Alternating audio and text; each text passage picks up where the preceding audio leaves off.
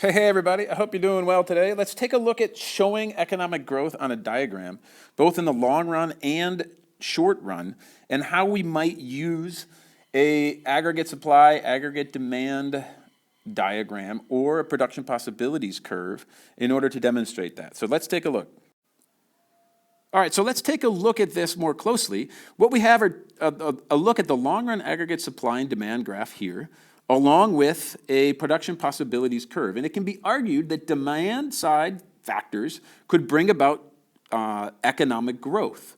So if you imagine an economy that's working below its maximum potential, right, inside the long-run aggregate supply curve, you could say that there is a deflationary gap, which is to say that there are underemployed or unemployed resources or factors of production because the economy is operating right where aggregate demand meets the short-run aggregate supply curve, or point A. You could also demonstrate or illustrate this state by this point A, right? Because here is the production possibilities curve, and we know that the economy has some underemployed or unemployed resources, and you could represent the precondition, and this is sort of an analogous to how you would write a commentary. The precondition here starts with this combination, right? This starts with A here and A there. Okay, but what if we were to increase aggregate demand? So aggregate demand, now move down here, if aggregate demand were to shift from 81 out to 82, then this deflationary gap, right, that existed up here would disappear. And there would be an increase in real output from Y1, right, out to Y2. And this would be equivalent, if you take a look at it, to moving from point A to point B in the production possibilities curve, because the long-run aggregate supply curve and the production possibilities curve come close to representing the same thing.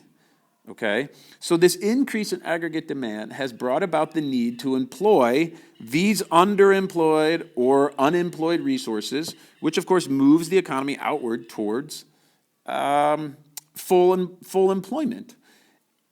And so we can show the growth, economic growth, using the aggregate supply and aggregate demand curve as talking about a movement from the economy operating at point A out to point B, if we use the ADAS model, or if we use the production possibilities curve, moving from A out to B. Now, remember, and you can see that the long-run aggregate supply curve is the maximum combination of goods and services that could be produced with the understanding that there is natural unemployment represented in this, that there's going to be about a 5% unemployment rate. But in the production possibilities curve model, this B cannot be out on this line because the production possibilities curve represents actual maximum output as if there were no unemployed resources. And we know that with full employment, there's about 5% unemployment. So this B cannot be on the line out there, whereas this B can be on the long-run aggregate supply curve because we understand that the long-run aggregate supply curve is what can be sustained over a long period of time. Okay, beautiful. So now let's take a look at the long run, how we could change or show growth through supply.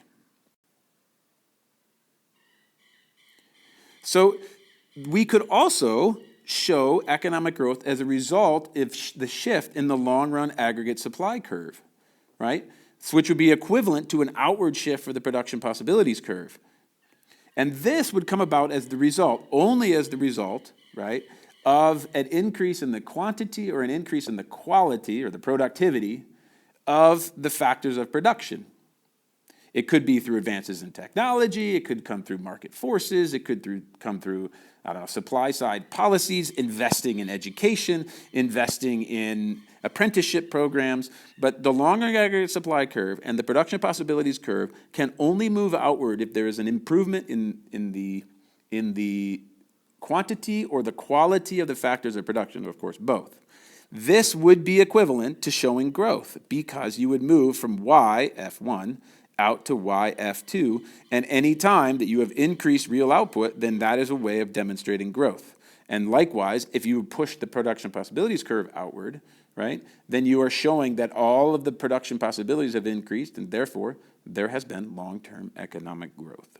Okay, so there's two ways using two different models, the aggregate supply and demand model or the production possibilities curve, to demonstrate economic growth on a diagram. All right, I hope you found this video to be helpful, and we'll talk to you in a bit.